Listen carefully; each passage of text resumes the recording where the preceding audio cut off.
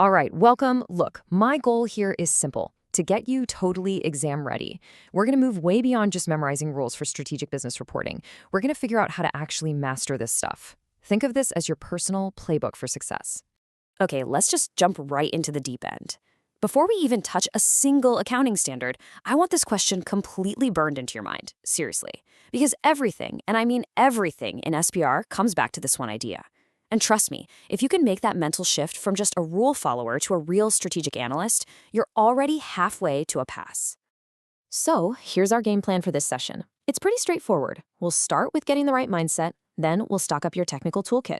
After that, and this is the fun part, we'll learn to think like the people actually making the decisions, apply all that to the exam itself, and then wrap up with what is absolutely the most crucial piece of the puzzle, your professional judgment. Okay, first things first, we have to talk about moving beyond the rulebook. The SBR exam, it's not a memory test. It's designed specifically to see how well you can apply your knowledge and use your judgment in situations that feel like the real world. That's the whole point. I love this quote. It just nails the SBR mindset, doesn't it? Your job isn't to be a human calculator. It's to be a storyteller, even a detective sometimes. You have to understand the narrative that management is trying to build with their numbers, and, more importantly, have the skill to challenge whether that story is actually true and fair. All right, with that mindset locked in, it's time to get our hands dirty with the technical stuff. Let's focus on what I call your non-current asset, or NCA toolkit. Think of these core standards, IAS 16, 40, 38, and IFRS 5, as the essential tools you'll be using every single day. You need to know them inside and out, no question. So first up in our toolkit is IAS 16 for property, plant, and equipment. Right away, management has a big choice to make. Do they stick with the cost model? Simple, objective, easy to verify. Or do they go for the revaluation model, which gives a much more current value on the balance sheet, but, well, it's more subjective and costs more to do. You see, it's that classic tug of war between reliability and relevance. Now, let's compare that to investment property under IAS 40. The choices might look similar on the surface, but the impact is a completely different ballgame. With the fair value model here, the changes in value go directly to the profit or loss statement. Just stop and think about that for a second. Imagine the massive swings in reported profit that could cause from one year to the next. It's huge. Okay, let's shift gears a bit and talk about intangibles with IAS 38. It is so important to get the difference between research and development straight. Research costs, always expensed, no exceptions. But development, as you can see here, is much, much further down the pipeline. It's about taking that research and applying it to a very specific project with a commercial goal in mind. So when can a company actually capitalize those development costs and put them on the balance sheet? Well, they have to meet every single one of these 6 criteria. We use the mnemonic PIRATE to remember them. And here's the key for the exam. You can't just list PIRATE and expect marks. No way. You've got to dig into the scenario and find the evidence for each and every point to justify your answer.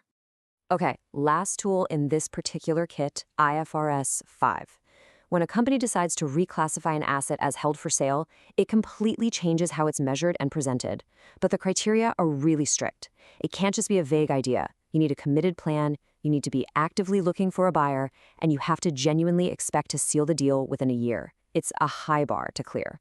Okay, so you've got the technical toolkit. That's the what. Now we get to the really interesting part, the why. Why would a manager choose the revaluation model, even if it's more expensive? Why are they so eager to capitalize development costs instead of expensing them? This is where you move from just passing to scoring those top-tier professional marks. Look at this table. This is where it all comes together. It's the bridge between the accounting rule and the business strategy. Just focus on that column, potential effect on ROCE. You might think revaluing an asset upwards is a great thing, right? But wait, it makes your asset base bigger, which can actually make your return on capital employed look worse. So why on earth would you do it? Well, maybe management's main goal is to show a super strong balance sheet because they're trying to get a big bank loan. See? Every choice tells a story about what management is trying to achieve. So what's the bottom line here? It's this. These choices aren't just about ticking boxes. They're active, strategic decisions. They're tools used to manage key performance indicators and to carefully craft the story that the company tells its investors, its banks, and the wider market. Your job is to read between the lines and understand that story. Perfect. You've got the knowledge, you've got the mindset. Now, how do we make it all count on exam day, under all that pressure? Having a rock-solid game plan for the computer-based exam, the CBE environment, is non-negotiable. It is absolutely critical for success. When you open that exam, you're going to see a bunch of exhibits. Don't panic. Just follow this simple 3-step plan. Step 1. Identify. Read the question requirement first, always. Know what your mission is. Step 2. Locate.